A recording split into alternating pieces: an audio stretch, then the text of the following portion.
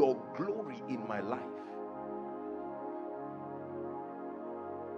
There is a level of hunger. There is a level of desperation. You see, hunger is proof that you are alive. Hunger is proof of health. When people fall sick, among the many things that happen to them is something called the loss of appetite. Are we together? Those outside, if you are with me, say amen. So you find out someone who can devour 2 or 3 or 4 wraps of swallow, but all of a sudden this person is knocked down by typhoid, and you can even bring a cup of pap and the person is barely taking it. That means you can track your spiritual progress using the index of hunger. I can know my spiritual health by the level of hunger about God, about his house. That means if at any point I have to drag myself and advise myself to church, it's a sign that there is a spiritual symptom. Something is wrong. He said, I was glad. The same David. Not I was angry. I was glad when they said unto me, let us go. Because there is something about the house of God you don't find in a bank. There is something about the house of God you don't find in a movie theater. The acoustics may be the same. The vocal prowess of the communicators may be the same.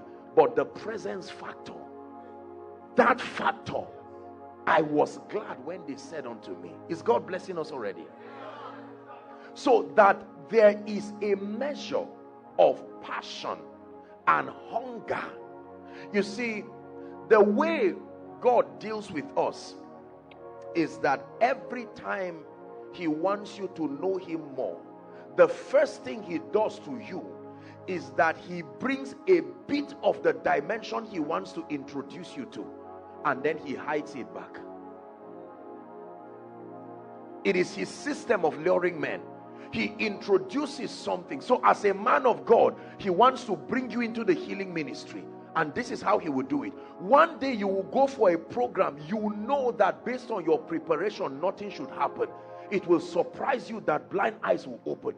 You know you are not part of that miracle. You are just standing on stage. That's why they think you are the one.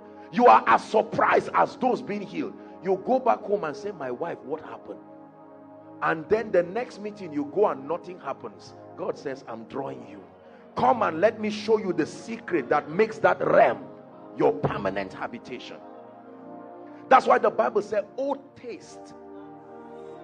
I come from the north. I know you find them here. But where I come from, the people that sell suya for you, when you go to eat, they just cut a little. Does that happen here? Remember, you plan to buy for only 500 naira. That was the initial plan. You advised your wife that there was no time to waste money now. And the man doesn't say, please buy. He looks for one that is already hot and steamy and just cuts a significant portion and says, taste. Let my wife taste. Say, you too, just taste. And as soon as you taste, you will want to pretend it's not nice. And then eventually you will find yourself betraying yourself. And you say, how much is this one? 1.5. Say, how much will you reduce it? 1.2. And your wife said, I thought you said, you have tasted. And it has increased. That as soon as you tasted of that meal, something you did not plan doing, the same way you didn't plan to go on a 3-day fast, but he made you to taste of what the healing power can do. And the next thing, you cancel your program and you are locking yourself for 3 days and say, Lord, to see your power and your glory in my life. He's calling us deeper, deeper, deeper, deeper. He's calling you deeper, deeper, deeper.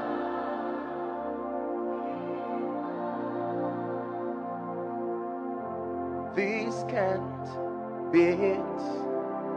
Your God is so much bigger than this. I'm speaking to you. Listen. This can't be it. He is so much